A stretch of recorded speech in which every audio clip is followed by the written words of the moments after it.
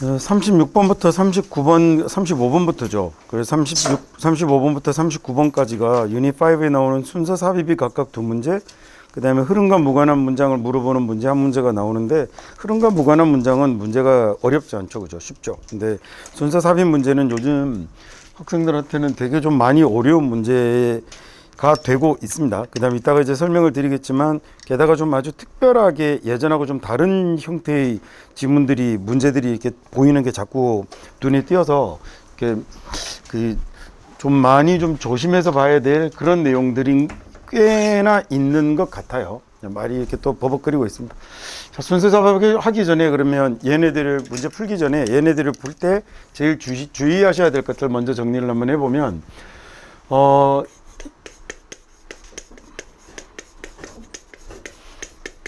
얘네 문제를 풀 때는 뭐라 그래도 제일 중요한 게 일단 연결사하고 접속사입니다. 뭐 접속사는 좀 단순하긴 하지만 어쨌든 연결사나 접속사를 볼 적에 항상 여러분이 빠뜨리지 말고 생각하셔야 될 게 뭐냐면, 얘가 담당하고 있는 기능이 뭔지를 잘 생각을 해보시면 좋을 것 같아요. 그래서 얘네들을 잘 이용해서 각각의 문장을 볼 때 이 기능과 알맞게 앞뒤 문장들이 서로 연결이 잘 되어 있는지를 챙겨서 보시면 좋을 것 같아요. 자, 무슨 얘기냐면요.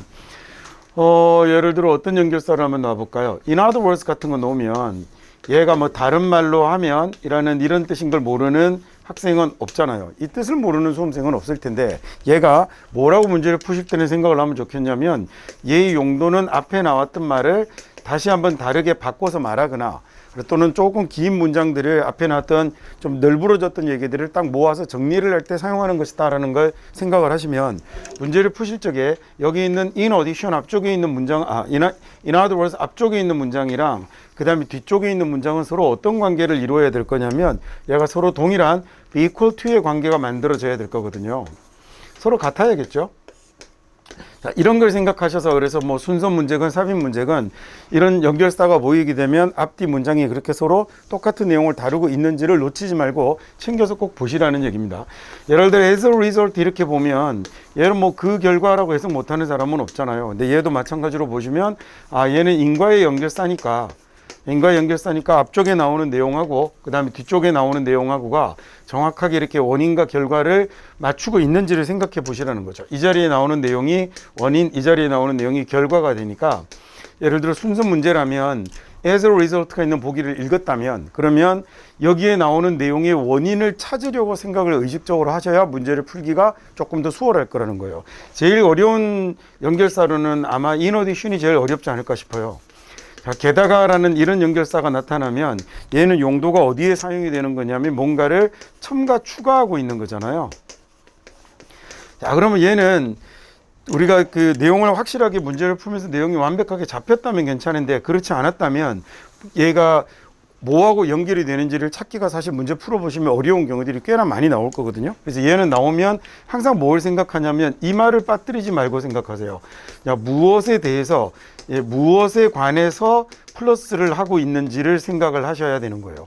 그래서 이 연결사 같은 경우는 볼 때 또 하나 생각하실 게, 만약에 이 문장 다음에 in addition이 없다면, 이렇게 얘를 1번, 얘를 2번이라고 하면, in addition이 없다면 1번하고 2번은 한 가지 내용에 대해서 뭔가를 첨가 추가하고 있는 거거든요. 그래서 얘는 사실은 거꾸로 써도, 얘를 1번 문장으로 쓰고 게다가 이렇습니다라고 써도 서로 똑같은 그 용도로 사용이 될 수 있어야 제대로 찾은 게 되는 걸 거예요. 그래서 얘는 조금 습관적으로 연결사나 접속사가 나타나는 놈들은 얘가 어떤 기능을 가지고 있는지를 생각하셔서 단지 정확하게 이렇게 흘러가는 흐름으로만 해석하려고 하지 마시고, 얘하고 관련해서 그 앞에 나오는 문장과의 관계를 한번 잘 따져보셨으면 좋겠습니다.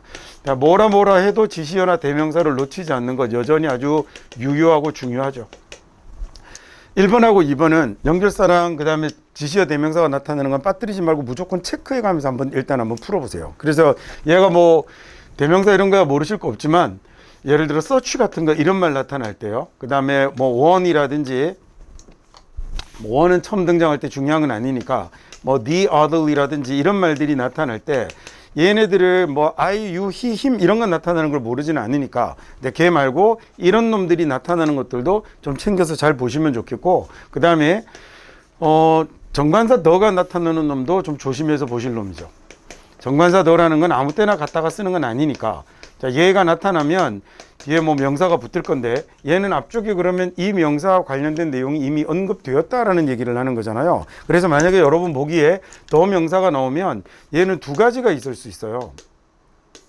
특히나 대문자로 시작이 된다면 더 유효할 건데 얘는 앞쪽에 이 명사가 일반 어명사로 나타나는 경우도 물론 있겠으나 이런 경우는 사실 흔치 않고요. 나오면 정말 땡큐고요.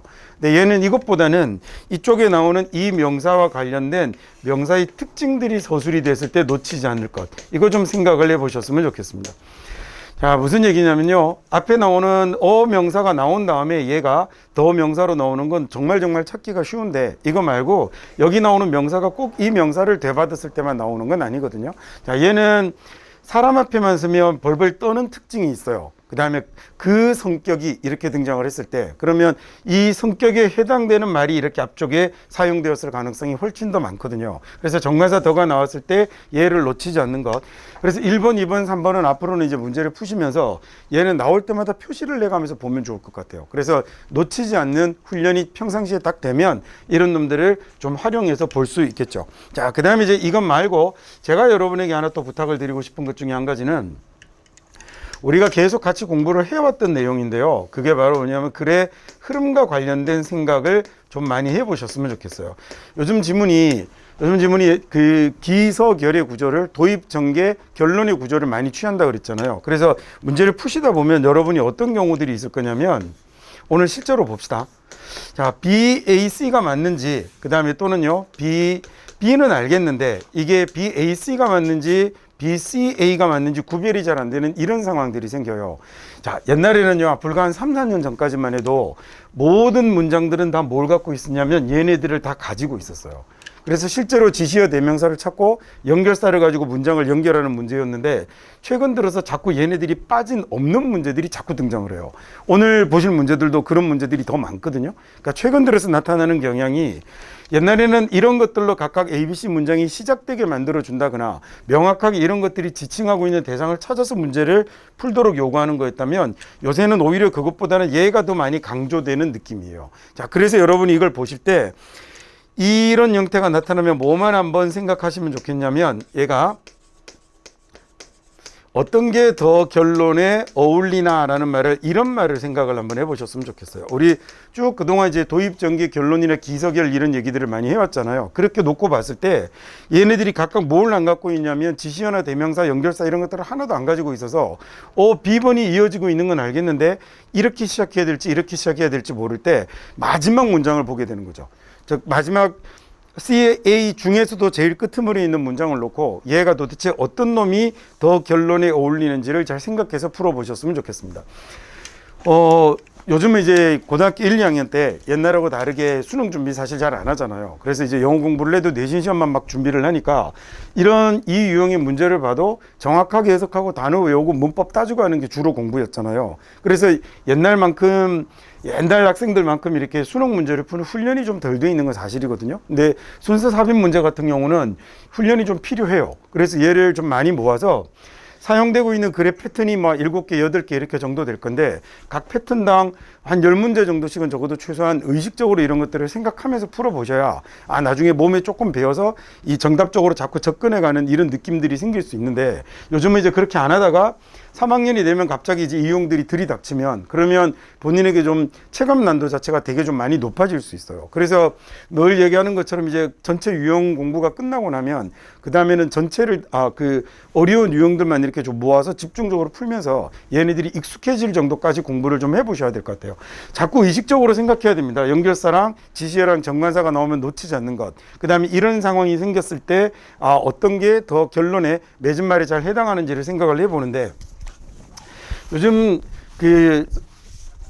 여러분도 이제 모의고사를 보거나 이러면 아시겠지만 이 출제하는 선생님들이 대부분 좀 난도 높은 문제들을 옛날에는 제일 어려운 게 어휘어법이 제일 어려웠거든요. 한 10년 전 얘기지만. 근데 요즘은 확실하게 다 바뀌어서 문제 유형 자체로도 어렵지만 지문도 어려운 지문들을 주로 어디에다 놓냐면 31번부터 39번 사이에 주로들 배치를 하세요. 그리고 방금 얘기했던 글의 흐름이랑 이런 거 관련해서 문제를 풀어야 하는 지시어 대명사 같은 문제를 푸는 단서가 존재하지 않는 문제들이 그 네 문제 중에 한 세 문제 정도는 기본으로 차지하고 나오는 것 같아요. 그래서 저런 걸 자꾸 의식적으로 좀 생각을 하면서 보셨으면 좋겠습니다. 자, 그 다음에 이제 문제를 풀 때 이렇게 문제가 주어지면 이제 한 가지 더 얘기 드리고 여러분이 풀어보세요. 첫 번째 문장을 이렇게 읽고 나면 이 당연히 이 주어진 문장에서 이 글이 무엇에 관해 다루고 있는지를 잡는 건 기본일 거예요. 그죠? 그리고 나면 글을 읽으면서 이런 식으로 전개하려고 했구나, 흘러가려고 했구나라는 거 어렵지 않게 짚을 텐데 문제를 풀 때 기술적인 부탁입니다. 이거 보고 나면 A번부터 보는 것보다는 B번을 먼저 보시는 게 더 좋아요. 글이 흐름으로 연결이 된다면 읽는데 편안하게 연결이 되면 여러분도 읽기가 사실 편하거든요. 그래서 복불복이긴 하지만 만약에 B번으로 읽어서 주어진 문장에서 B번이 이어지는 경우라면 좀 더 편하게 읽어 가실 수 있어요. A번으로 답이 된 경우가 수능 역사에 두 번밖에 없어요. 그러니까 얘는 사실 가능성이 너무 많이 떨어지는 거죠.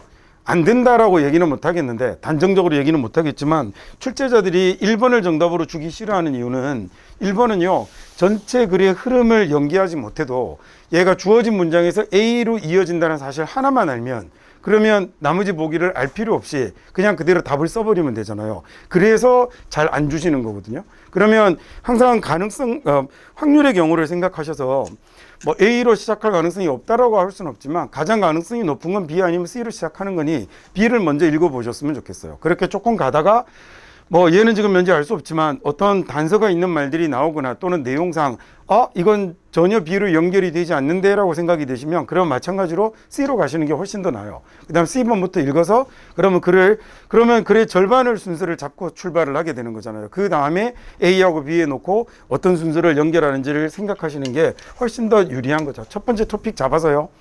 뭐에 관한 글인지 생각해서 그 다음에 연결사랑 그 다음에 기능 중심으로 생각해 가면서 지시어 대명사 나오는 거 표시해 가면서 그 다음에 정관사 찾아가면서 그 다음에 마지막에 그래도 잘 모를 때는 어떤 놈이 예를 들어 이 문장과 이 문장 중에 어떤 놈이 결론에 해당이 되는 거지 이런 걸 생각해 가면서 문제를 푸시면 정답. 그리고 자꾸 그게 훈련이 돼야 돼요. 한번 그렇게 한다고 해서 이런 말을 들었다고 갑자기 이 유형의 문제를 풀 때 연결사가 자꾸 눈에 지가 알아서 툭툭 올라오고 이런 게 아니잖아요. 그래서 의식적으로 자꾸 그렇게 문제를 풀려고 하시면 그러다가 이 유형의 문제를 이제 몇십 개 풀고 나면 그때는 연결사 같은 걸 놓치지 않고 보게 되는 거죠. 자, 그럼 이제 1번 문제부터 시작해 봅시다. 여러분이 한번 풀어보시죠.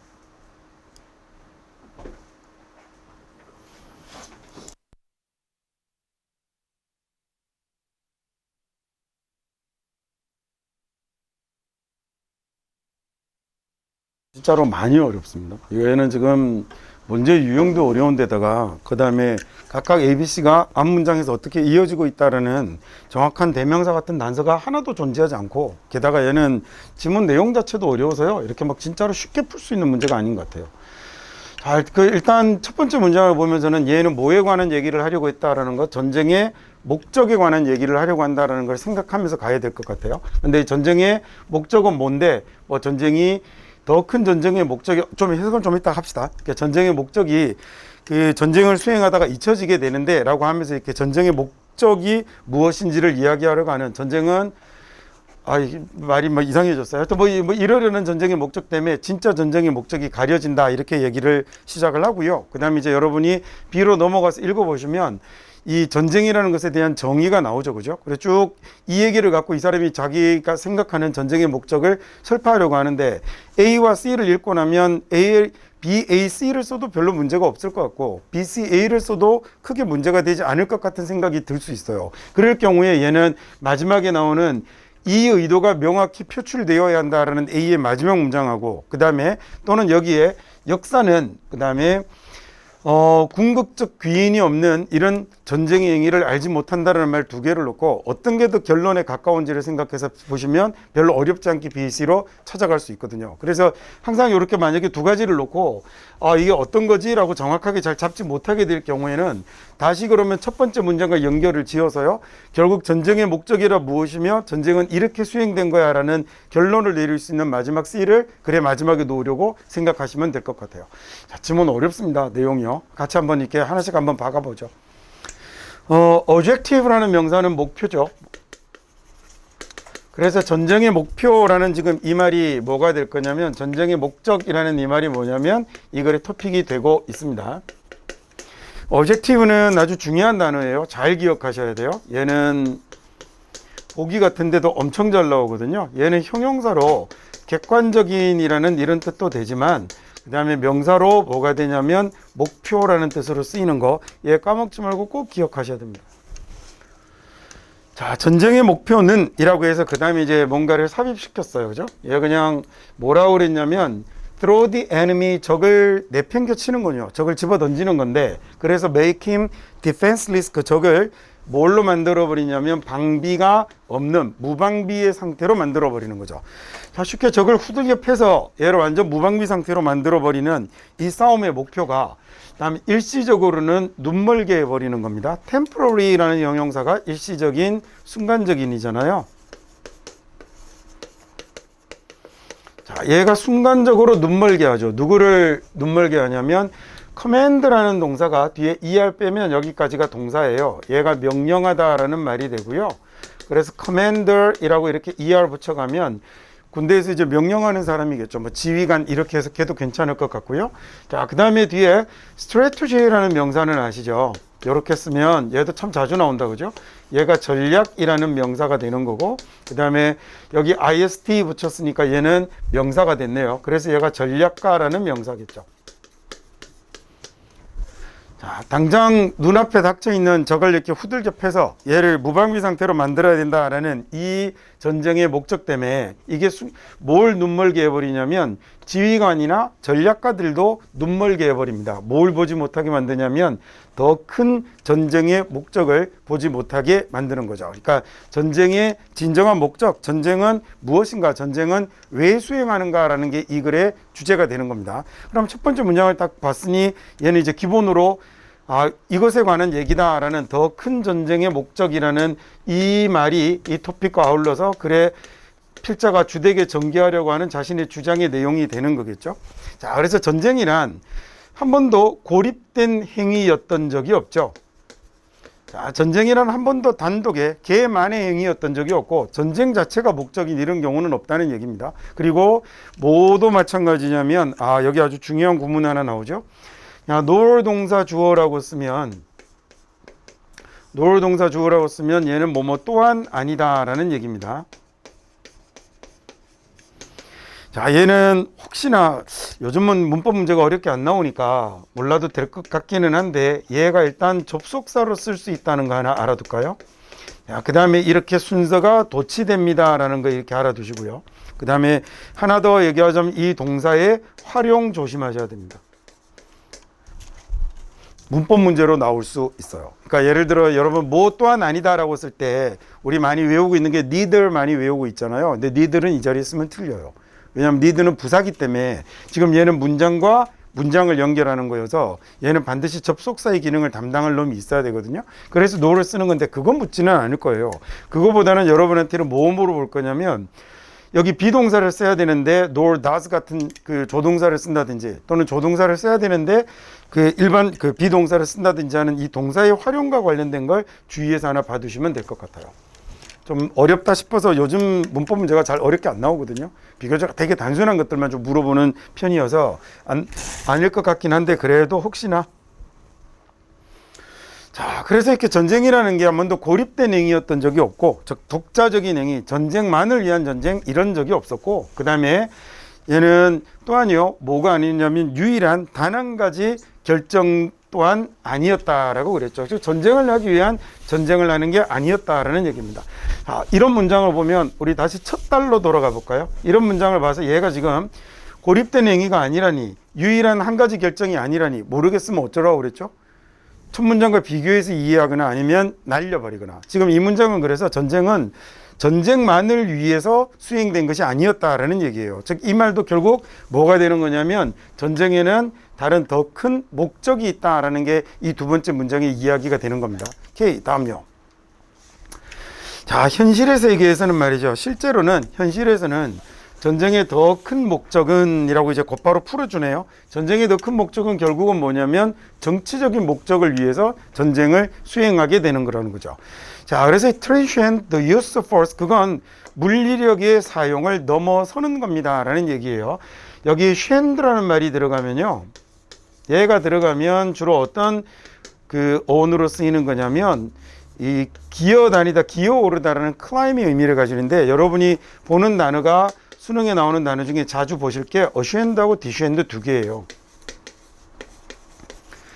ascend라고 쓰면 얘는 위로 올라가는 거거든요. A가 to의 의미를 가지잖아요. 그래서 얘가 오르다라는 이런 말이 되고 그 다음에 descend라는 말은 아래로라는 의미인 거 여러분 알고 있죠, 그죠? 그래서 얘가 내려가다라는 말이 돼요. 자, 여기에다가 각각 ANT를 붙인다는 하나씩만 기억해 두시겠습니까? ascend 뒤에다가 ANT를 붙이면 올라가는 주체가 되겠죠. 그래서 저 윗대로 올라가는 사람, 선조 조상을 ascend이라고 그러고요.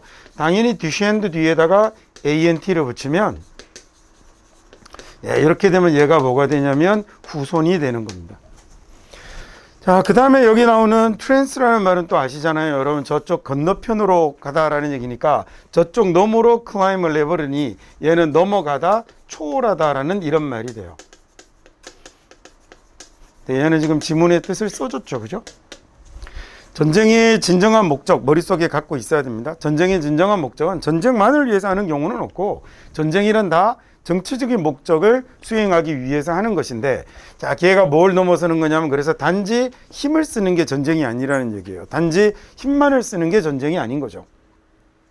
물리력의 행사를 넘어서는 건데 그 다음에 this insight가 옛날에는 this insight 이런 말이 붙어 있는 것들이 전부 다 ABC에 뭐였냐면 첫 번째 문장으로 쓰였어요. 그래서 얘가 가리키고 있는 내용을 가지고 문장을 연결하게 해서 그 여러분 아마 수능책 보면 지시어 되면서 놓치지 마라 이런 거 되게 많이 쓰여 있을 거거든요. 근데 요즘 항상 이런 식으로 쟤를 가려요. 쟤가 주 활용 대상이 되는 게 아니라 요즘은 계속 나타나는 문제가 지금 여러분이 보고 있는 이 문제들이 결국 기출 문제들이니까 얘네들이 자꾸 물어보고 있는 특징이 뭐냐면 글의 흐름을 제대로 이렇게 파악해서 읽을 수 있는지 글의 전개 자체를, 내용 이해 자체를 확인하는 방식으로 자꾸 문제가 출제가 돼요.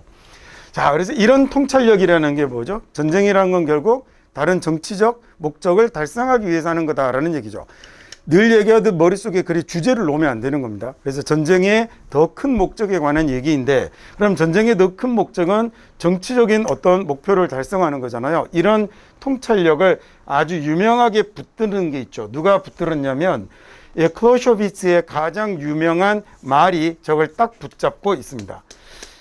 프레이즈라고 하면 보통 뭐 어구 이렇게 하죠. 말이라고 해석하셔도 물론 상관없습니다. 캡처는 아실 거고요. 그러니까 이 사람이 이 유명한 말이 이 직관을, 이 통찰력을 딱 잘 표현하고 있는데 이 사람이 뭐라고 얘기했냐면 전쟁이란 건 그냥 정치의 연속일 뿐인 거죠.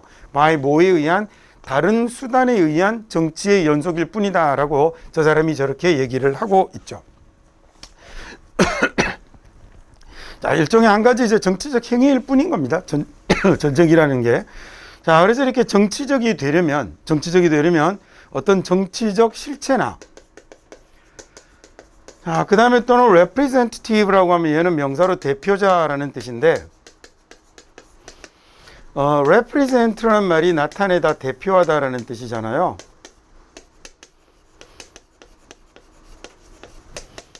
나타내다, 대표하다라는 이 단어 뒤에다가 지금 뭐가 붙은 거냐면 ative라는 말이 붙었죠. 자, 요렇게 붙기도 하고요. 그 다음에 또는 얘만 붙기도 합니다. ive라는 우리가 잘 알고 있는 형용사 전미사만 붙기도 하는데 얘가 붙으면 당연히 형용사가 되어서 나타내는, 대표하는 이라는 이런 형용사로 쓰이죠. 그런데 얘가 형용사로만 쓰이는 게 아니라 ive가 붙어 있는 이 말이 명사로 쓰일 때가 있어요. 그러면 얘가 앞에 나오는 동작의 주체가 됩니다. 그래서 얘가 대표자라는 이런 명사가 된 거예요. 자, 한 가지 예를 한번 볼까요? detect라는 단어는 얘가 찾아내다, 탐지하다라는 뜻이잖아요.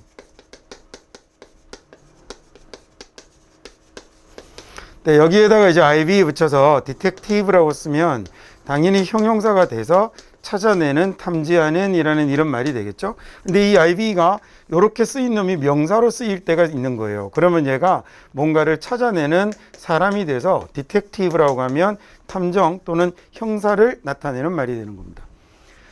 자, 그러면 정치적 실체나 대표자라고 그랬습니다. political entity에, 즉 정치적 실체에 대표자는 이라고 됐죠. 자, 이렇게 두 개 A, B 연결됐을 때 말 복잡하고 어려우면 하나만 남겨도 된다고 그랬어요. and나 or 같은 경우는 내용 이해할 때 귀찮고 힘들면 한 가지만 남기시면 돼요. 그러면 정치적 실체의 대표자는 이것만 남겨도 되죠. 자, 그게 제도적인 형태는 무엇이든 간에라고 했습니다. constitution이라는 명사가 얘가 제도라는 뜻을 갖고 있어서요. 그 다음에 a에 붙여서 형용사가 되니까 제도의, 제도상의, 제도적인 이렇게 하면 되겠죠. 말 어렵군요. 양쪽 콤마 어떻게 해도 되죠? 그냥 날려버려도 됩니다. 그래서 저 제도적 형태가 무엇이든 간에라는 얘기는, 자, 정치적 실체라는 건 정당일 수도 있죠. 그 다음에 어떤 그 정당의 대표자가 될 수도 있는 거네요. 쉽게 대통령일 수도 있고, 그 다음에 지금 러시아 상황 생각해보세요. 되게 간단하잖아요. 그 정치적 실체나 그 다음에 정치적 실체의 대표자가 그 제도상의 형태가 뭐건 간에 그게 예를 들어 뭐라고 그러죠? 쉽게 왕정국가이건 그 다음에 또는 민주주의 국가이건 독재 국가이건 그건 상관없이 이 정치적 실체의 대표자가 이거 하나만 남겨도 되겠네요. 쉽게 누군가가 대표자가 뭘 갖고 있는 거냐면 의도를 가지고 있어야 하는 거죠. 즉 의지를 가지고 있어야 하는 건데 정치적이 되려면, 자, 정치적이다라는 건 결국 다르게 여기에서 뭘 나타내는 거냐면 어떤 정치적 실체의 또는 정치적 실체의 대표자가 어떤 의지를 가지고 있어야 정치적이 되는 거죠. 자, 그 다음에요. 자, 그리고 이렇게 본인이 자신의 어떤 정치적 의도를 가지고 있다면 그러면 그 정치적 의도는 명확하게 표현이 되어야 하는 거잖아요. 명확하게 표출이 되어야 하는 거죠. 자, 그러면 one side's will이 한쪽 편의 의지가 transmit이라고 하면 보내다, 전송하다라는 뜻이고요. MIT나 MIS라는 말이 들어가면 얘들이 send라는 보내다라는 이런 의미를 가지는 단어로 사용이 돼요. 그런 어원으로 사용이 돼요. 그래 transmit이라고 하면 저쪽 편으로 앞에 있는 trans가 across의 의미를 가지는 거니까 얘가 보내다, 전송하다라는 이런 의미를 가지죠. 자, 그러면 한쪽 편의 의지가 보내져야 되는데 누구에게 보내져야 되냐면 적에게 보내져야 되는군요. At some point 어떤 순간에 during the confrontation 중에 상대방에게 전달이 되어야 하는 거겠죠. 머릿속에 러시아하고 우크라이나 생각해 보세요.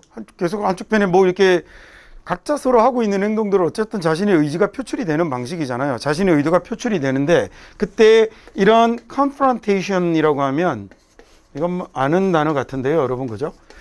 이건 서로 앞쪽을 보고 있는 겁니다. 이렇게 서로 마주 보고 있는 거니까 동사로 마주하다, 맞서다라는 이런 말이 되는 거겠고요. 그 다음에 confrontation이라고 하면 명사로 그래서 맞섬이라고 해도 되죠. 뭐 대치 정도도 좋겠습니다.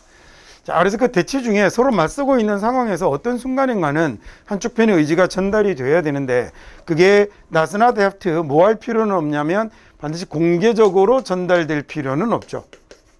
그게 꼭 공개적으로 전달될 필요는 없습니다. 자, 시험 볼 때는 괄호 안에 있는 거 해석 안 해도 상관없습니다. 삽입된 거, 부수적인 설명 이런 거 만약에 여러분이 내용을 이해하는 데 방해가 되면 저런 것들은 날려버리면 되는 거죠.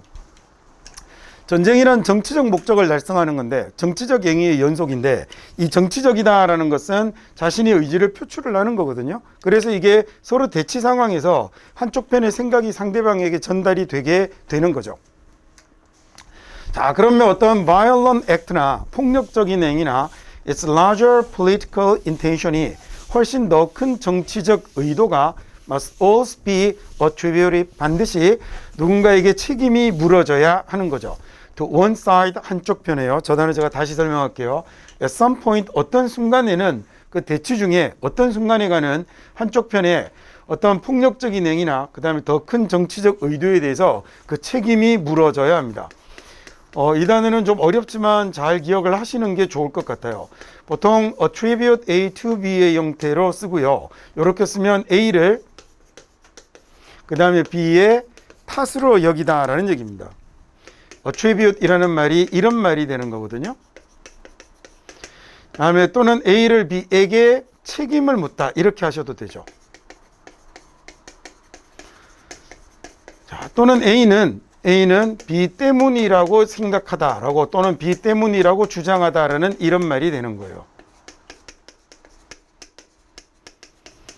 자, 결국 B가 뭐가 되는 거냐면 이 B가 A의 원인 제공자가 되는 겁니다. 그래서 A는 B 때문에 일어났다고 보는 것, 이걸 attribute이라고 그래서 올해 수능 특강 책에도 나오던데 9강인가 보니까 그 귀인 오류라고 해서 attribution과 관련된 얘기가 나오더라고요. 그러니까 얘를 명사로 쓰면 attribution이라는 단어가 누군가에게로 그 원인을 떠넘기는 겁니다. 여러분 뭐 정치하는 사람들이나 이런 사람들이 지금부터 일어나는 모든 일의 책임은 당신들에게 있음을 명확히 합니다. 뭐 이런 얘기하는 거 들어보셨죠? 그러니까 그게 원인을 누구에게 돌리는 거잖아요. 야, 내가 이번에 쟤랑 사귀는데 만약에 깨지면 다 네 탓이야. 그 누구 탓이야라는 그걸 뭐라고 하냐면 귀인이라고 그래요. 돌아갈 귀자를 써서 원인을 여기에로 귀속시키는 걸 귀인이라고 그러거든요. 그래서 attribution이라는 명사는 우리말로 옮기면 이렇게 옮겨집니다. 말 자체가 익숙하지 않은 말이어서 이렇게 조금 풀어서 설명을 해봤습니다. 그러니까 누구 탓으로, 그 사람 탓으로 여기는 걸 attribution이라고 그래요. 그래서 어떤 폭력적인 행위나 더 큰 정치적인 의도가 반드시 한쪽 편의 탓으로 돌려진다는 거죠. 쉽게 러시아는 우크라이나 니네 때문이야. 우크라이나는 러시아 니네 때문이야. 이렇게 된 거잖아요. 이 대치 중에 어떤 순간에는 야, 여기서 만약에 무슨 일이 발발하면 너희 책임이다 라고 이러는 것들이 반드시 생기게 되는 거고, 그래서 역사는요 뭘 모르냐면 전쟁이라는 걸 모르는 거죠. 전쟁의 뭐가 없는 이 궁극적인 귀인이 없는, 그래서 얘를 이렇게 해석하는 겁니다.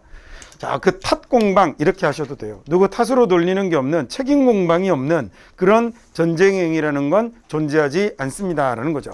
그래, 마무리가 주제 요지 제목 문제였으면 약간 엉성하다 싶을 정도로 마지막까지가 깔끔하게 만들어지지는 않았는데, 어쨌든 그래서 글의 주제는 지금 현재 뭐가 되고 있는 거냐면 전쟁의 원인은 더 큰 정치적 목적을 달성하는 거고 정치적 행위의 연장이 바로 전쟁이 되는 거다라는 얘기죠. 그래서 그 정치적 행위의 과정이니까 당연히 뭐가 있게 되냐면 나의 의도가 있게 되는 거고, 그 정치적 행위 과정에서 대치 상황이 생기면, 충돌 상황이 생기면 뭘 이야기하게 된다는 거죠. 니 탓이야라는 이 귀인 현상이, 그러니까 책임 공방이 생겨나게 된다라는 얘기를 한 겁니다. 질문 진짜 어렵습니다. 자, 그래서 다시 한번 얘기해 보면 첫 번째 문장에서요, 전쟁의 목적은 전쟁의 더 큰 목적에 관한 얘기를 하겠구나. 근데 결론이 보니 전쟁의 목적은 결국 뭐가 되는 거냐면 자신의 정치적 의도를 전달하는 거잖아요. 그래서 정치적이 된다라는 것에 관한 설명이 나오고, 그래서 그 과정의 내용이 이어져서 이렇게 대치하다 마지막에 누군가에게 책임을 또 넘기게 된다라는 C가 제일 마지막에 오게 되는 거였죠. 이런 문제를 풀 때도 항상 주제를 답을 쓴다라고 생각하고, 그래 주제를 자꾸 생각해 보세요. 그래 토픽이 뭐였는지, 전쟁의 목적, 그다음에 그래 주제는, 전쟁은 결국 자신의 정치적 뭐라고 그래야 되죠? 정치적 의도를 달성하기 위한 한 가지 수단이다. 그다음에 또는 그로 인해서 귀척 공방이 생기게 된다 정도까지가 이 글의 주제가 됨을 머릿속에 자꾸 잡아 보셔야 어려운 질문에 대한 자꾸 대처 능력이 생길 것 같아요. 단서 없다, 그죠? 소위 지시하나 대명사나 이런 걸로 찾아낼 수 있는 놈들이 없어요. 아까 얘기한 것처럼 옛날에는요, 이렇게 시작이 되는 얘를 어디다가 갖다 줬을 거냐면 A로 이렇게 줬을 거예요. 그래서 얘가, 그러면 이제 A에 있는 이 문장이 맞나요? A에 있는 이 앞문장이 이 자리에 원래는 있겠죠. 이렇게 주고, 그 다음에 A를 that intention 이렇게 시작해서 얘가 뭘 가리키고 있는지를 찾는 형태로 문제를 풀게끔 하셨었거든요. 그래서 아마 여러분 보시면 요즘 여러분이 주변에서 이렇게 보는 문제들도 다 그렇게 돼 있을 거예요. 그래서 대부분 ABC가 시작할 때 연결사나 대명사나 이런 것들로 시작하는 경우들이 많아서 문제를 그렇게만 자꾸 연습을 해버리게 되면 이걸 자꾸 놓치게 되는 거예요. 근데 계속 여러분이 보시면 아시겠지만 최근의 문제들은 이렇지 않은 문제들이 더 많이 나오고 있기 때문에 자꾸 순서나 이런 문제를 풀 때도 연결사나 대명사가 아주 유용한 요소이긴 하지만 걔만 생각하지 마시고 주제도 자꾸 생각해가면서 흐름도 생각하면서 어떤 놈이 결론에 더 잘 어울리지 이런 거 생각해 보시면 그 의도가 명확히 드러나야 된다라는 것보다는 결국 마지막에 맺은 말 한마디 멋지게 갖다 놓고 있잖아요. 아주 비유적인 표현을 이용해서 역사는 귀책 공방이 없는 책임 소재를 묻는 행위가 없는 전쟁이라는 걸 알지 못해. 전쟁은 모두 그런 걸 갖고 있기 마련이야 라는 걸로 맞춰지는 게 맺은 말로 적절하겠죠. 오케이, 다음 이번에는 그러면 2번 한번 풀어봅시다.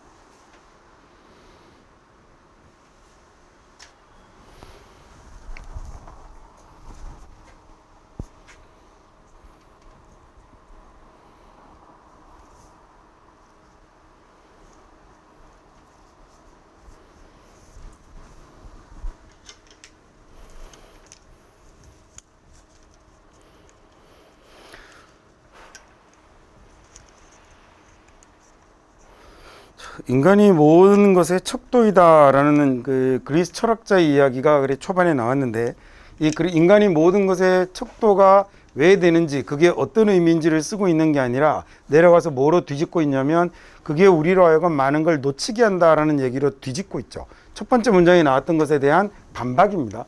이 얘기가 그렇지 않아라고 이야기를 뒤집고 있는 거고요.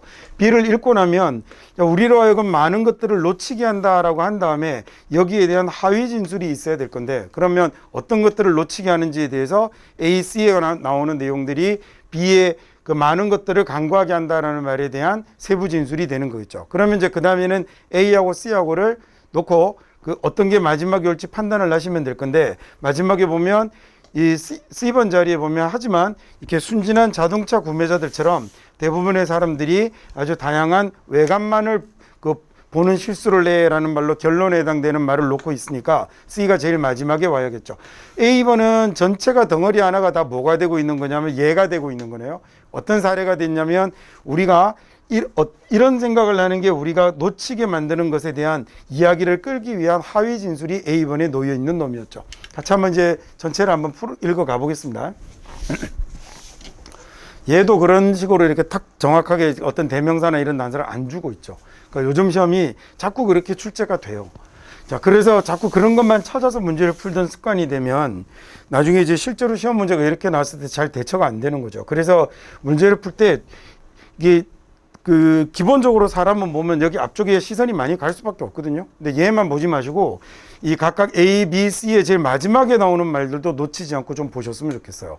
그래서 이 뒤에 그래서 라고 자꾸 생각을 품어 보시면, 그래서 이 뒤에 어떤 말들이 이어져 갈지에 대한 생각을 자꾸 접근해 가실 수 있을 것 같거든요. 자꾸 글의 흐름과 관련된 것들이 자꾸 강조되는 것 같아요. BC는 기원전입니다. 옛날에는 기원전을 BC라고 썼잖아요. 근데 이게 Before Christ인데 왜 이제 특정 종교의 이야기를 전 세계인들이 공통으로 때를 나타내는 말에 쓰냐라는 문제 제기가 있어서 요새는 Common Era라는 말을 가져다가 기원전이란 말을 저렇게 사용을 합니다. 그러니까 BC나 같은 말입니다. 기원전 5세기경에 이 그리스 철학자인 프로타고라스가 말을 냈죠. 뭐라고 얘기했냐면 인간이 만물의 척도이다, 뭐 이렇게 얘기를 했네요. measure이라는 단어가 뭔가를 재고 평가하고 비교하고 이런 거잖아요. 그래서 이 인간이 만물의 척도이다라고 이런 얘기를 했습니다. 그 다음에 그러면 즉이라는 말은요, 이 뒤에 나오는 내용이 뭔지를 몰라도 결국 얘는 앞에 나오는 말하고 똑같은 말이 될 거니까 얘도 결국 인간이 만물의 척도이다, 인간을 기준으로 다른 것들을 판단하고 평가할 수 있다라는 이런 얘기가 된 거죠. 무조건 연결사가 나오면 자꾸 표시하는 습관을 한번 들여보세요. 일단 이 지문에서는 여기는 뭐 주어진 문장이 있는 말이긴 했지만 in title이라고 하면요, 타이틀을 주는 거네요. 앞에 en이라는 접두사가 붙으면 얘가 안으로 집어넣다라는 이런 말이 되거나, 아니면 동사로 to make 뭐뭐 하게 하다라는 이런 의미로 생각하면 되죠. 그러면 타이틀이라는 게 직함이잖아요. 그럼 이 직함을 주는 거니까 직함을 가졌다라는 얘기는 이걸 할 수 있는 권한을 가졌다라는 얘기가 되겠죠. 그래서 얘가 권한을 주다, 권한을 부여하다라는 이런 말이 되는 겁니다. 그러니까 자격을 주는 거죠. 그러면 해석할 때 그러니까 이렇게 하면 말이 어려우니까 자격을 주다라고 하셔도 돼요. 자, 그러면 entitled라고 하면 얘는 자격이 있는, 권한이 있는 이라고 이렇게 하면 되겠네요. 자, 그래서 우리는 뭐라고 느끼냐면 세상에 물어볼 수 있는 자격이 있다라고 생각하게 되는 거죠. 자, 우리가 뭐냐면요, 우리가 그 만물의 척도이다라고 그랬거든요. 인간이 만물의 척도이면 우리가 세상에 물어볼 수 있는 자격이 있는 거죠. 야, 너는 도대체 어디다 쓰냐? 너의 쓸모는 뭐냐라고 세상에 물어볼 수 있는 이런 자격이 있다라고 느끼게 되는 거죠.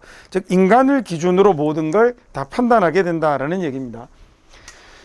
그 다음에 인간이 만물의 중심이고 인간이 만물의 척도이고 인간이 가장 잘났다라고 이렇게 생각하게 되는데, 그때 we assume, 우리는 생각을 하는 거죠. 뭐라고 생각하냐면 우리가 세상의 기준이다라고 생각합니다. 인간이 만물의 기준이 되어서, 그래서 all things, 모든 것들은 should be 뭐 되어야 되냐면 우리에게 비교되어야 하는 거죠. 즉 인간을 기준으로 세상의 모든 것들을 비교해야 된다라고 생각하는데, 그런 생각이 우리로 하여금 뭐 해버리냐면 overlook이라는 말은요, 얘는 이렇게 넘겨보다라는 말이잖아요. 가장 기본 이미지가. 넘겨보는 거니까 자세히 보는 건 아니고 얘는 대충 보겠네요. 그러면 대충 보고 훑어보고 이러는 거니까 이렇게도 해석이 되고, 대충 보고 훑어보는 건 자세히 안 보니까 뭔가를 놓치게 되는 것들이 생기겠죠. 그래서 못 보고 지나가는 것, 간과하다라는 말도 똑같이 overlook에서 나옵니다. 다 이렇게 사전 찾으면 1번, 2번, 3번 이렇게 적혀 있는 뜻들이에요. 자, 그런 생각, 인간이 만물의 기준이다라는, 인간이 만물의 척도이다라는 생각이 우리로 하여금 많은 것들을 놓치게 한다라고, 그래서 얘는 지금 이 문장을 기준으로 뭐가 일어나야 될 거냐면, 인간이 만물의 기준이다라는 얘기가 앞쪽으로, 이게 그러나 그 생각은 틀렸어요 하고 똑같잖아요. 인간이 만물의 기준이 아니다라는 얘기가 이 문장의 아래로 떨어진다고 생각하면 되거든요. 그러면 우리가 아까 봤던 이 모양에서 이 말 뒤로요, 많은 것도 놓치게 된다라는 말 뒤로 인간이 만물의 기준이 아니라는, 만물의 영장이 아니라는 걸 넣으면 A, C가 둘 다 B, D로 가야 되는 거였죠. 그러면 그 다음에 이제 A, C의 순서만 정해주면 되는 거거든요. 앞쪽에 나왔던 첫 번째 문장에 올렸던 토픽에 대해서 반박했습니다. 그런 생각 때문에 많은 걸 놓친다니까. 자, 능력인데 어떤 능력이냐면 우리를 인간으로 만들어준다라고 이야기하는 능력들. 자, 인간을 인간답게 한다, 인간만이 가지고 있다라는 이런 능력들에 먼저 첫 번째 empathy라는 명사는 공감입니다. 이 pathy라는 말이 들어가면 얘가 전부 사람의 마음을 나타내는 단어가 되거든요. 이거 외우기 좋은 단어가 텔레파시예요. 텔레파티라고 하면 멀리 마음을 보내는 거죠. 그죠? 그래서 파티라는 말이 들어가면 이런 말이 되는데, 이 M을 쓰면 안으로라는 into의 의미를 가진다고 좀 전에 그랬죠. 그래서 얘는 마음속으로 들어가는 겁니다. 그래서 empathize라고 이렇게 쓰면 공감하다라는 말이 돼요. 남의 마음속으로 들어가 보는 거니까 공감하다라고 해도 좋고 감정이입하다도 나쁘지 않습니다. 그리고 얘가 이제 empathy라고 이렇게 명사가 되면, 보통 이제 공감 이렇게 나오는데요, 맞아요, 틀렸다는 거 아니에요. 근데 경우에 따라 감정이입 이런 거 나쁘지 않아요. 아주 괜찮습니다. 저런 의미로 쓰입니다.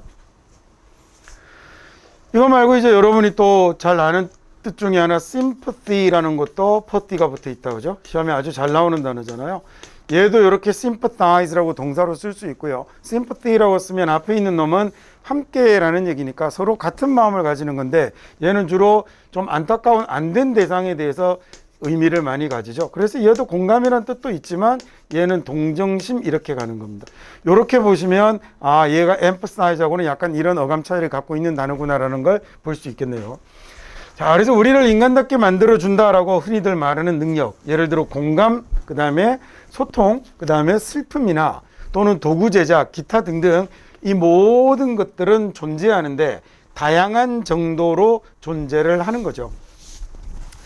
자, 막 뭐들 사이에 쓰냐면 다른 정신들입니다. 다른 정신들 사이에도 어떤 정신이냐면 이번에는 우리와 세상을 공유하는 거네요. 즉 다른 동물이 되겠죠. 다른 동물들도 똑같이, 다른 동물들도 함께 공유하는 말이 꼬였어요. 다시요. 자, 우리를 인간답게 만들어준다라고 말하는 능력들, 여타 이런 것들은 역시 또 만약에 굳이 불필요하면 해석하지 않아도 됩니다. 그죠? 우리를 인간답게 만들어준다라고 얘기하는 이런 능력들은 사실 전부 다 존재하는데, vary라는 말이 얘가 이제 동사로 해석하면 다양하다라고 해석이 되기도 하고 변하다라고 해석이 되기도 하는데, 얘가 이제 왜 자꾸 해석하는데 우리가 불편함을 겪냐면, 다양하다가 우리말로는 형용사잖아요. 그래서 저걸 동사로 이렇게 해석을 못해서 해석을 못하게 되는 경우들이 생기거든요. 그래서 얘는 그냥 다양한이라고 이렇게 하면 돼요. 그 다음에 degree가 정도, 등급 이런 걸 나타내는 단어죠. 자, 다양한 정도로 다른 생물들에게도 다 함께 존재하는 거라는 거죠. 아주 뭐 많은 높은 수준의 것도 있을 거고 낮은 수준의 것도 있을 거고, 어찌되었건 인간만이 갖고 있다라고 얘기하는 능력이 사실 인간만 갖고 있는 게 아니라는 얘기네요. 자, 백본이면 척추고요.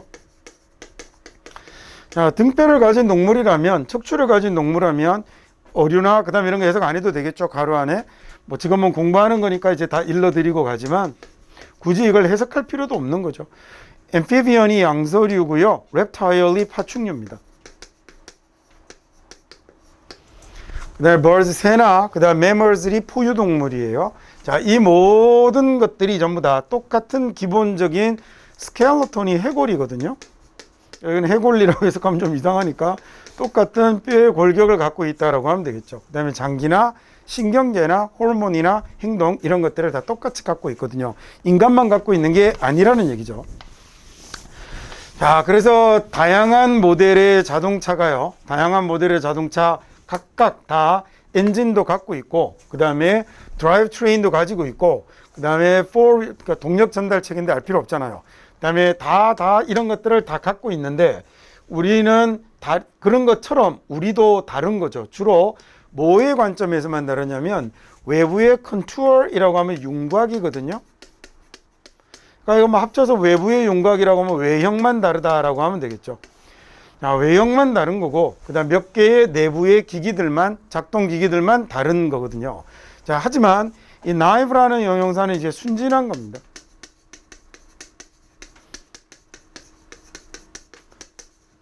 그러니까 뭐 잘 모르는 거죠. 순진에 빠진 이런 느낌이에요.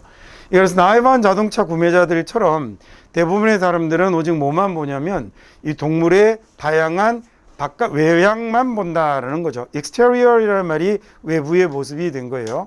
자, 그래서 아까 얘기한 것처럼 얘는 이제 질문을 볼 때 앞쪽에 이놈 갖고 얘기를 할 줄 알았더니 내려가서 뭐라고 얘기하냐면 인간이 만물의 척도가 아니야라는 결론이 나는 거잖아요. 그래서 그런 생각이 우리로 하여금 많은 걸 놓치게 한다라고 해서 주어진 문장하고 B를 묶어주시면 되고, 그 다음에 A, C가 이 뒤로 가는 내용이니까 A하고 C 중에서 어떤 놈이 더 결론에 잘 어울리는지를 찾아보시면, 그러면 언뜻 이리 가도 되고 이리 가도 될 것처럼, 물론 100%가 해석이 되면 그런 생각이 잘 안 들겠지만 느낌이 잘 안 왔을 때는 마지막 문장을 놓고 어떤 놈이 이 글의 도입, 전개, 결론의 모양으로 짰을 때 마지막 마무리 말로 더 잘 어울릴지를 생각하면 좀 쉽게 그 순서를 가려내실 수 있을 겁니다.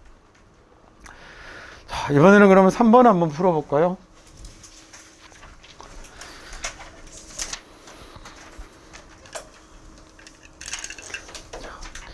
앞쪽에만 신경 쓰지 마시고 A가 끝나는, B가 끝나는, C가 끝나는 뒷자리도 생각하면서 한번 풀어보세요. 그러면 생각보다 단서가 잘 주어지는 경우들이 많이 있습니다.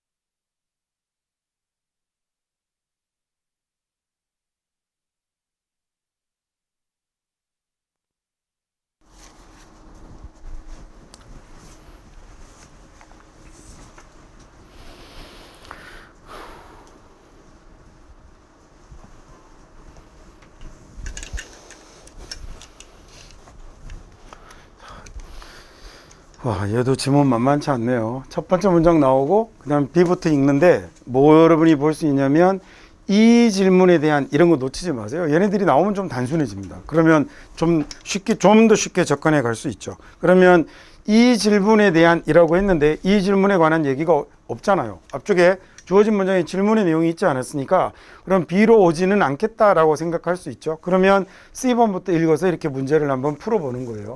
자, 그 다음에 이 질문이 무엇인지를 찾아갖고 이렇게 문제를 해결하시면, 그러면 이 질문이 여기 나오는 뭐가 되냐면 왜 그런데 그런 영화가 인기가 있는지라고 왜라고 이렇게 물어볼 수 있다라고 그랬잖아요. 그러면 이 내용이 뭐에 해당이 될 거냐면 이 질문에 대한 내용이 될 거거든요. 그러면 C가 먼저 나오고 다음 B가 될 거고 그리고 마지막으로 A가 맞히는 형태로 나오게 되는 거겠죠. 자, 그 다음에 여기 보시면 이제 B번에도 보면 또 B번에 또 한 가지 가운데서 뭐가 단서가 있었냐면 얘네들이 또한 뭘 이야기한다라고 했냐면 스토리를 말한다라고 했거든요. 우리 모두가 굉장히 만족해하는 이런 스토리를 이야기한다라고 했는데 이 스토리에 대한 뭐에 해당이 되는 거냐면 이 스토리에 대한 세부 진술들이 전부 A번에 해당되는 내용이 되는 거죠. 나쁜 놈 벌 받고 그 다음에 커플들 잘 되고 하는 것이 우리가 좋아하는 스토리의 하이 진술이 되는 거니까 순서가 C, B, A로 가면 되겠습니다. 얘가 지문이 읽기가 내용이 쉽지는 않은데 그래서 얘는 사실은 또 답을 찾자고 덤비면 전체 지문의 내용을 완벽하게 해석을 잘 하지 못했더라도 뭐 CBA의 순서로 답을 찾아가는 게 그렇게 많이 어렵고 힘들고 불편하고 그런 문제는 아닌 것 같아요. 자, CBA가 정답이 됐을 거고요. 한번 읽어봅시다. 지문 자체는 이제 또 쉽지 않습니다. 자, 영화라는 건 뭐라고들 말하냐면 이게 어떤 지배적인 문화를 뒷받침해 주는 거다라고 이렇게 얘기를 하죠. dominate이라는 단어가 동사로 지배하다, 통치하다라는 뜻이고요.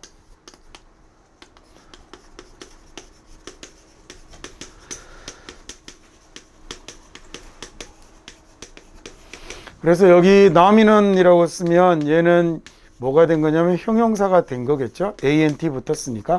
그래서 얘가 지배적인이라는 말입니다.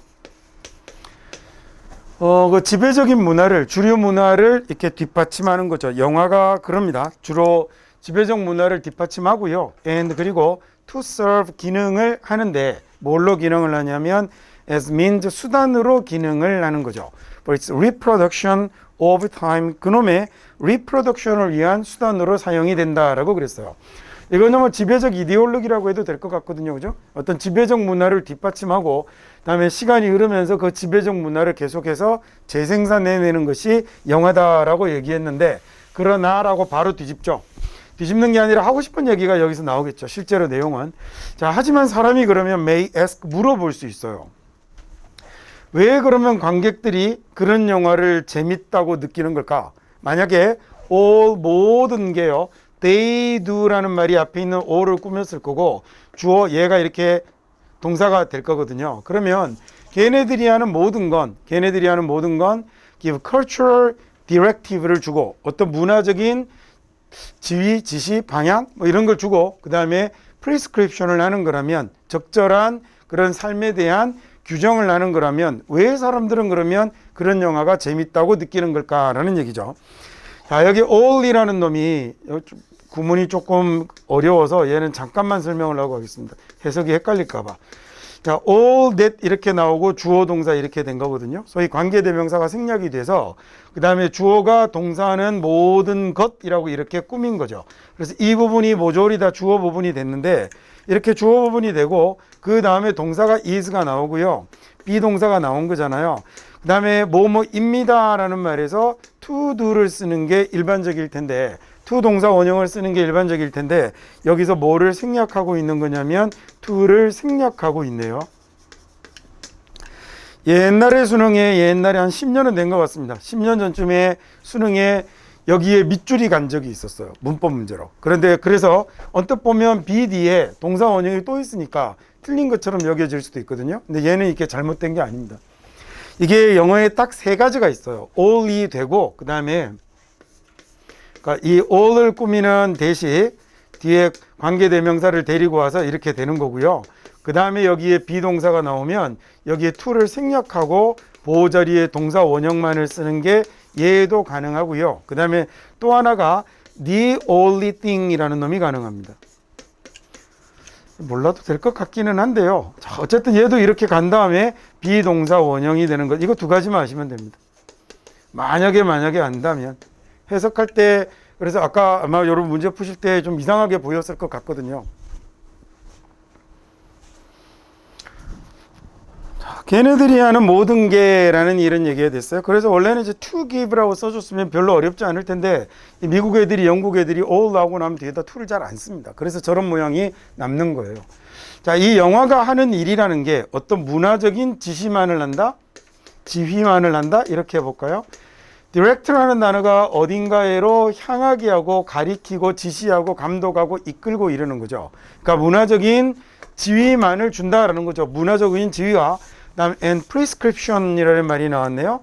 자, 이거 여러 번 얘기 드렸던 단어 같은데 prescribe가 우리가 처음 외울 때 너무 처방하다로만 외워서, 근데 얘는 그 전에 원래 뜻은 미리 써주다라는 얘기라고 그랬죠. 사전에 이렇게 해야 되는 걸로 써주는 거여서 이렇게 해야 돼라고 정해주는 규정하다라는 말이 가장 기본입니다.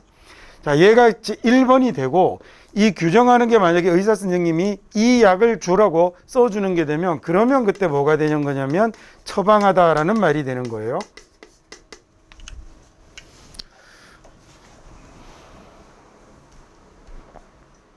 약과 관련된 지문이 아니면, 그래서 아프고 뭐 이런 지문이 아니면 prescribe가 처방하다라는 뜻으로 볼 일이 여러분은 없는 거죠. 듣기 시험이면 100% 처방하다일 건데, 그게 아니면 prescribe라는 단어는 사전에 정해주다, 규정하다라는 뜻으로 보시는 게 훨씬 더 해석을 정확하게 할 가능성이 높겠죠. 자, 흔히들 뭐라고 얘기하냐면 영화라는 게 그 시대, 그 시기 지배적인 문화를 그대로 밀어주는 거 아니야? 그리고 그걸 계속해서 재생산해내는 게 영화의 기능 아닌가? 라고 이렇게 얘기해버리면 사람들이 물어볼 수 있다는 거죠. 자, 영화가 그런가 하는 거라면 사람들은 왜 영화가 재밌다고 느끼게 되는 거지? 단지 영화가 하는 일이라는 게 고작 문화적으로 어떤 방향을 이렇게 설정하고 그 다음에 적절한 삶이란 무엇인가에 대해서 영화가 규정하는 거라면 그 시대의 문화를 보여주는 거니까요. 그게 단지 영화라면, 영화가 하는 기능이 그거밖에 없다면 사람들이 그러면 왜 영화를 재밌다고 느낄까? 자, 우리들 대부분은요 likely grow tired of라고 되어 있네요. 이게 우리들 대부분은 아마도 tired of는 지겹고 질리는 거잖아요. 그러니까 grow tired of니까 점점 더 지겨워지게 될 것 같아요. 그런 didactic movie에 관해서는 말입니다. 이 교과과정 외단어죠. didactic이라고 하면 교훈적인이라는 뜻이에요. 원래는 didact라고 하면 뭔가 맨날 설교하고 다니고 올바른 소리 하고 다니고 이러는 사람을 didact라고 그러거든요. dic 붙어서 어떤 교훈적인 영화에 금방 질릴 것 같은데, 그래서 아마도 걔네들을 보게 될 것 같아요. 뭐라고 보게 될 것 같냐면 프로파간다라는 단어는 정치적 선전선동입니다.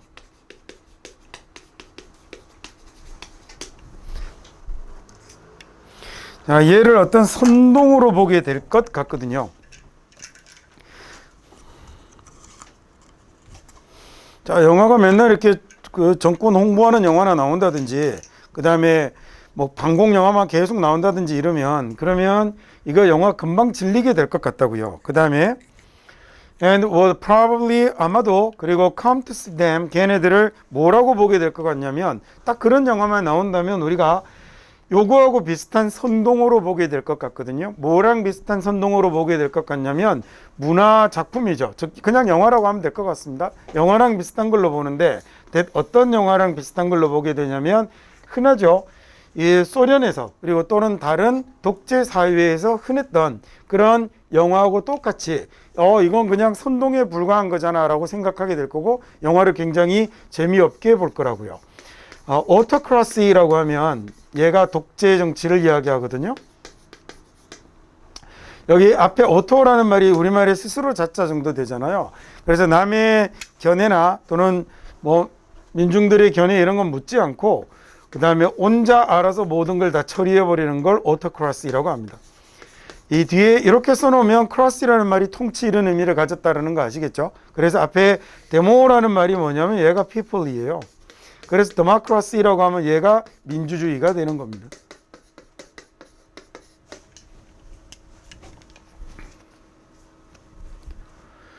자, 그래서 얘는 소련이나 그 다음에 또는 다른 독재 사회에서 굉장히 흔했던 그런 영화들하고 비슷한 그런 문화작품들하고 비슷한 그냥 정치적 선전선동 이렇게 보일 거라고요. 그런데 왜 사람들은 영화에 대해서 재밌다라고 생각을 하는 걸까? 자, 그게 The simple answer to this question. 자, 이 질문에 대한 간단한 답변은 이런 건데, 이 질문에 대한 간단한 답변은 금방 질려서 안 볼 것 같은데 영화가 딱 한 가지 문화적인 방향성을 제시하고 적절한 삶에 대한 규정만 하는 거라면 재미없어서 안 볼 것 같은데, 즉 옛날 공산권의 선전선동 영화랑 뭐가 다르냐는 거죠. 그런데 이 영화를 보고 재밌다라고 느끼게 되는 이유는 영화는 더 많은 것을 하기 때문이거든요. 뭐보다 현재 그 2시간에 현재가 아니죠. 그럼 주는 거겠죠. 2시간의 civics 레슨을 하거나 editorial을 주는 것보다는 책임 있는 행동에 관한이네요. civic이라는 형용사가 형용사로 시민의라는 뜻이에요. 그러면 civics라고 쓰게 되면 시민학 이렇게 되나요? 국민학이라고 많이 합니다. 국민학. 그냥 뭐라고 생각하시면 되냐면 야, 이 나라 국민이라면 이 정도는 해야지라고 하는 우리식으로 얘기하자면 국민윤리 뭐 이런 느낌이라고 생각하시면 돼요. 자, 영화는 그 이상의 것을 하거든요. 뭐 이상의 것을 하냐면 2시간짜리 윤리 수업을 하는 것, 그 이상이거든요. 그 다음에 editorial이라는 말은 사설이죠. 그래서 어떤 책임 있는 행동에 대한 2시간짜리 윤리 수업이나 그 다음에 어떤 사설 이런 것보다는 훨씬 많은 것들을 주기 때문에 그래서 영화는 좋아하게 되는데 이 영화는 또한요 뭘 주게 되냐면 스토리가 있어요. 어떤 스토리냐면 결국에는 우리가 굉장히 만족하게 하는 와 이거 정말 좋은데 라고 생각하게 하는 스토리가 있는데 그 다음에 이제 6번 문장이 그 스토리에 대한 구체적인 아이 진술이 되는 거겠죠. 자, bad guys들은 나쁜 아이들은 대체로 처벌을 받아요. 처벌을 받고 로맨틱 커플은 이 낭만적인 커플들은 또 거의 항상 서로를 찾게 되죠. 그죠? 서로를 찾아내게 되는데 despite 뭐에도 불구하고 그 obstacles나 difficulty에도 불구하고요. 네, obstacle이라고 하면 얘가 장애물입니다.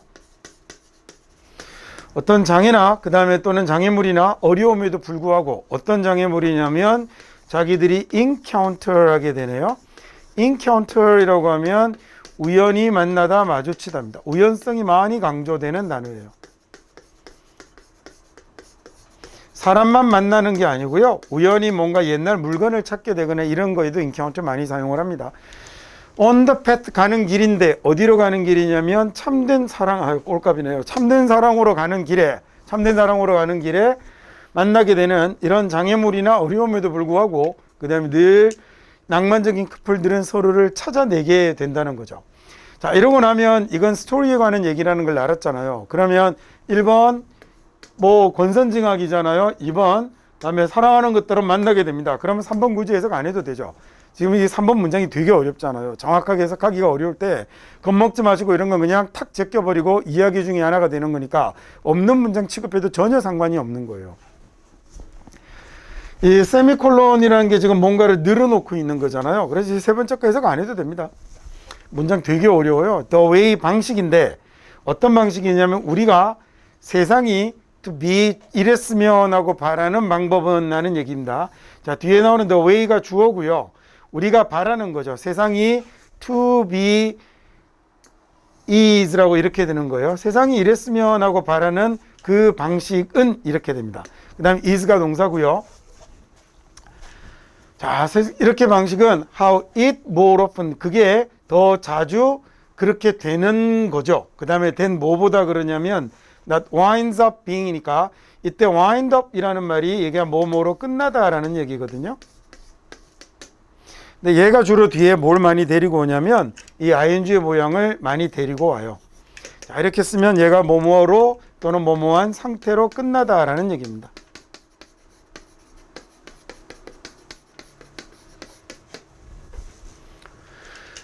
세상이 이랬으면 하고 우리가 바라는 방식은요. 세상이 이랬으면 하고 우리가 바라는 세상은 자, 그렇게 안 끝나는 것보다는 이라고 된 거죠. 그렇게 끝나지 않는 것보다는 훨씬 더 자주 그게 끝나는 방법입니다 라는 얘기예요.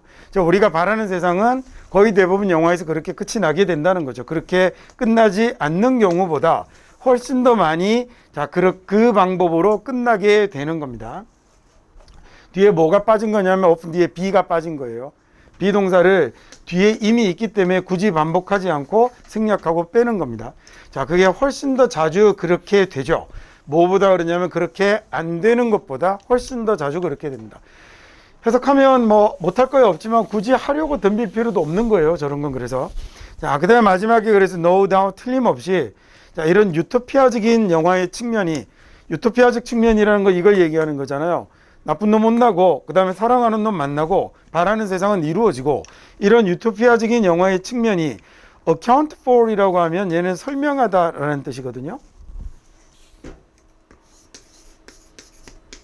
account for는 보통 이제 설명하다라고 이렇게 해석하는데 만약에 얘가 도표 문제에서 나오면 또는 숫자와 관련해서 나오면 그때는 차지하다라고 해석하세요. 네, 이 지문에서는 이 뜻입니다. 근데 숫자 그다음에 또는 도표와 관련해서 도표 문제에서 나올 때는 이렇게 해석하셔야죠.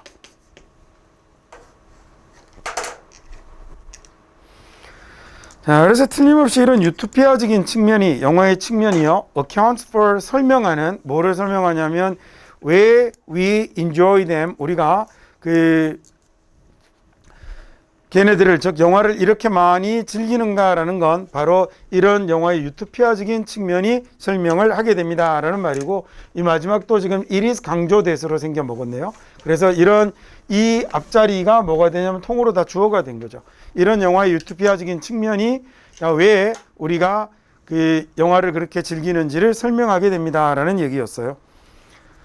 자, 그래서 아까 얘기했던 것처럼 읽으면서 B번을 볼 때 this question이 이 질문이 주어진 문장에 나오지 않았으니 B번으로 시작하지 않겠다라고 생각하시고 그 다음에 계속 얘기하는 것처럼 ABC의 각각의 앞부분 말고 뒷부분도 많은 난서를 담고 있습니다 라고 했거든요. 그래서 뒤에 얘네들이 또한 이야기를 나는데 우리가 만족하게 되는 그 이야기가 A번에 서술이 되어 있는 거 볼 수 있을 거고요. 그러면 그 순서대로 이어서 C 나오고 그 다음 B 나오고 마지막에 A 나오면서 마지막에 나오는 no doubt를 이끌고 있는 이 문장이 아 이게 결론으로 가게 되는구나. 이 글의 주제가 사람들이 영화를 좋아하는 이유이니까 그러면 마지막 문장이 매진말로서 타당하겠다라고 생각하실 수 있겠죠. 자, 순서 문제 중에는 마지막입니다. 4번 한번 풀어볼까요?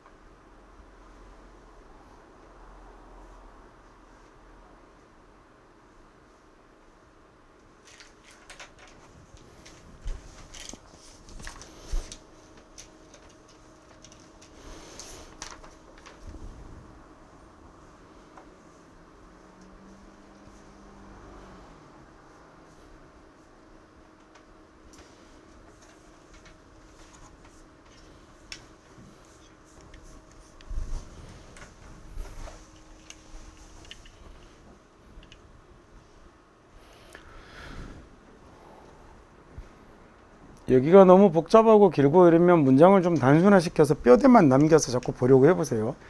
첫 문장이 뭐라고 하냐면 노테이션이라는 건 음악을 보존하는 방법이다 라고 얘기해서 뭐 세상 딴 건 몰라도 얘가 지금 노테이션에 관한 글이구나 라는 건 알겠거든요. 이게 주어진 문장만 갖고는 여러분 읽을 때 노테이션을 뭔지 못 찾았겠죠. 근데 나중에 보다 보면 아 이게 악보 얘기였구나 라는 거 이제 볼 수 있을 겁니다. 자, 그리고 나서 이제 B번호로 가보면 그러면 자, 이게 뭐 예술가의 속성을 바꿨습니다. 쭉 이렇게 가다가 항상 앞쪽만 보지 마시고 뒤쪽도 주의해서 잘 보세요. 자, 그러면서 동시에 모두 있다라고 그랬냐면 단점도 있어요 라고 이렇게 했으니까 B, A, C 세 개만 놓고 보면 B번 앞쪽으로는 뭐가 와야 되냐면 노테이션에 장점이 와야 되는 거고요.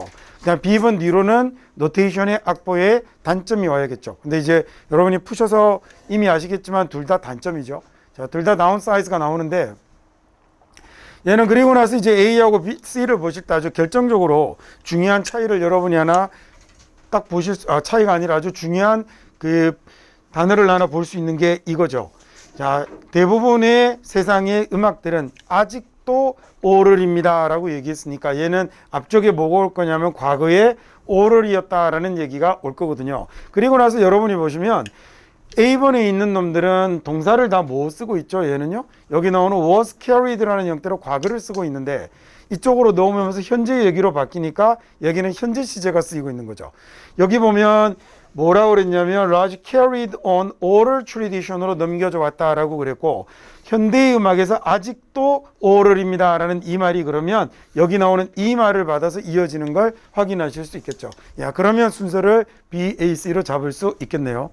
자, 이런 말이 나타났을 때 제가 좀 전에 여러분 보신 것처럼 자, 동시에 얘네는 단점도 있다라고 했으니까 얘 앞쪽으로는 다 장점, 뒤쪽으로는 다 단점 이런 거 생각하시면 좋습니다. 아까 처음 얘기한 것처럼 그래서 이 유형의 문제를 진짜로 최소한 7, 80문제는 풀어보셔야 돼요. 제가 모아서 풀 수 있게 문제 좀 만들어 드릴게요. 그래서 그 풀어보면서 이런 패턴이 익숙해지면 이런 단서들을 나중에 하나씩 다 안 놓치고 다 보실 수 있게 돼요.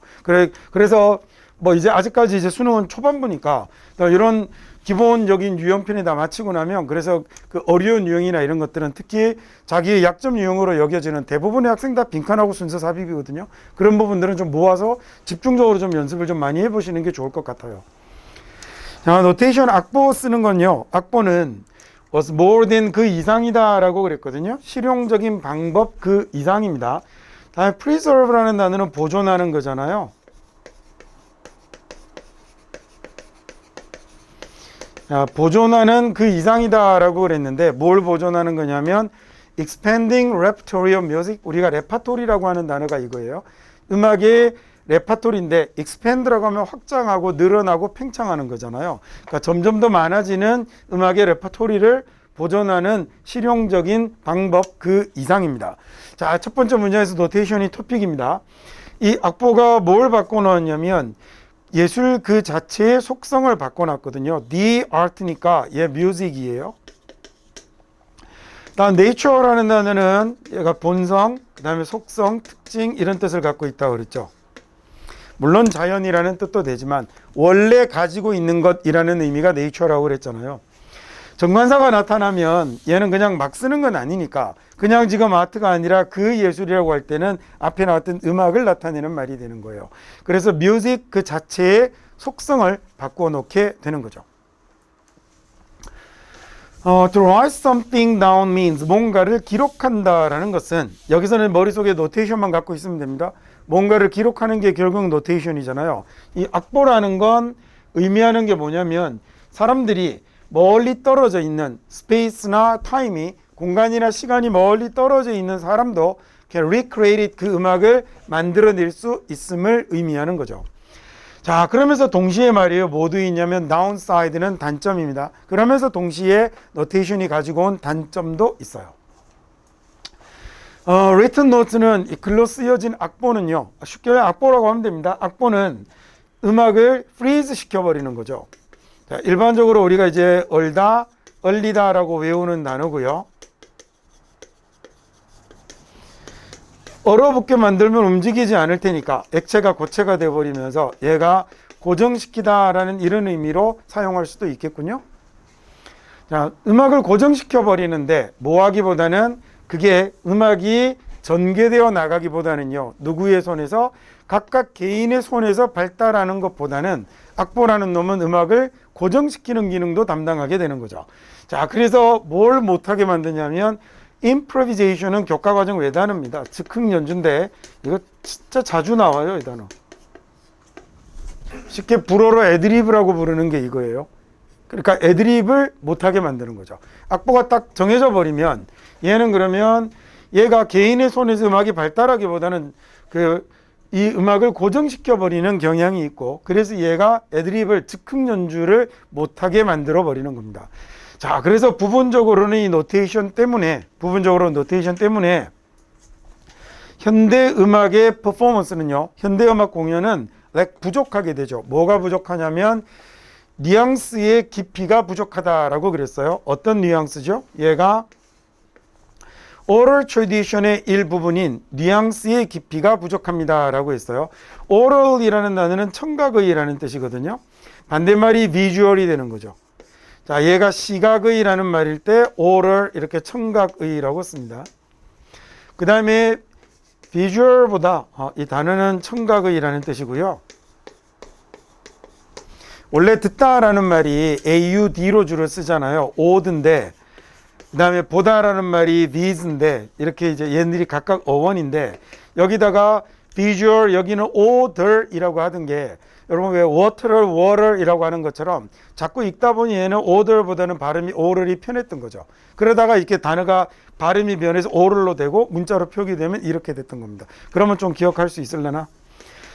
또 시험에 잘 나오는 단어가 visible 아주 잘 나오죠. 얘는 볼 수 있는 이라는 얘기예요. 볼 수 있다라는 얘기는 형체가 있다라는 얘기입니다. 그래서 유형의라는 말이 되고요. invisible이라고 쓰면 형태가 없는 이라는 말이 됩니다. 그 다음에 얘는 그럼 visible에 해당 단어는 audible이라고 이렇게 써요. 얘는 그러면 들을 수 있는 이라는 말이 되죠.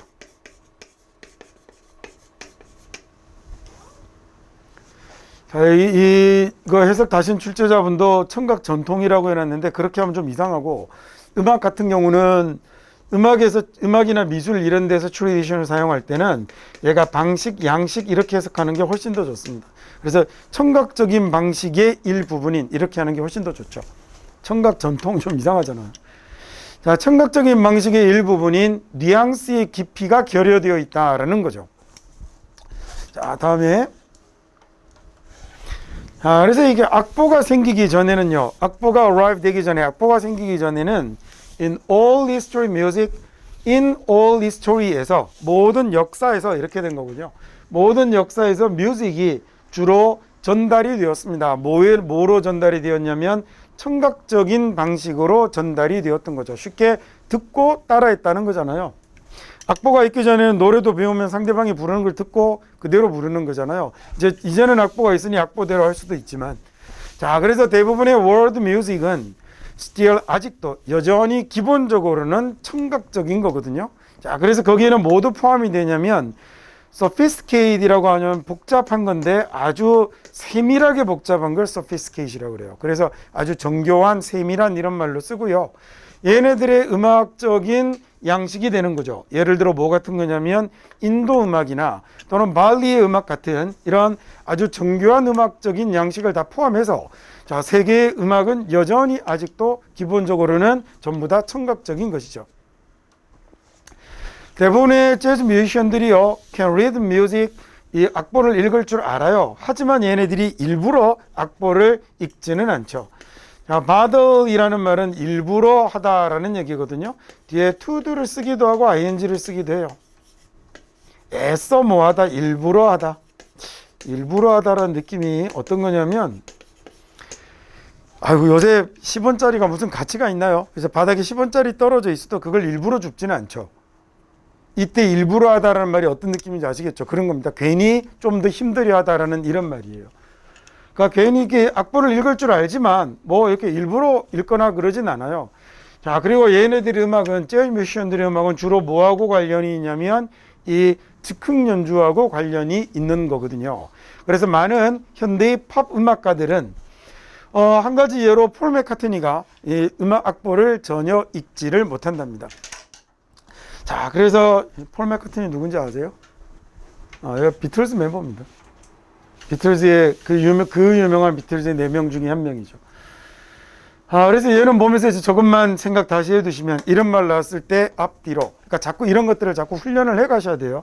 얘가 나왔을 때 앞쪽에는 장점이었겠지, 이 뒤로는 단점이겠지, 이런 거 생각하는 거. 그리고 아까 봤던 스티어 같은 부사가 그래서 얘가 문제를 풀 때는 굉장히 단서가 되는, 평상시에는 별로 신경 쓰지 않았던, 예를 들어 then 같은 경우는 그리고 나면이라는 이런 말이잖아요. 그러면 얘는 뭔가 사건의 전후 순서를 잡을 수 있는 단서가 되기 때문에 이런 말들이 일반적인 독해를 할 때는 별로 중요하지 않았으나 순서 삽입 문제를 풀 때만큼은 유용하게 쓸 수 있는 놈들인 거죠. 그러니까 저런 것들이 들어가 있는 문제를 많이 풀어보셔야 해요. 집중적으로 많이 모아서. 네, 여기까지 해서 일단 순서 관련된 네 문제까지는 우선 다 풀었습니다.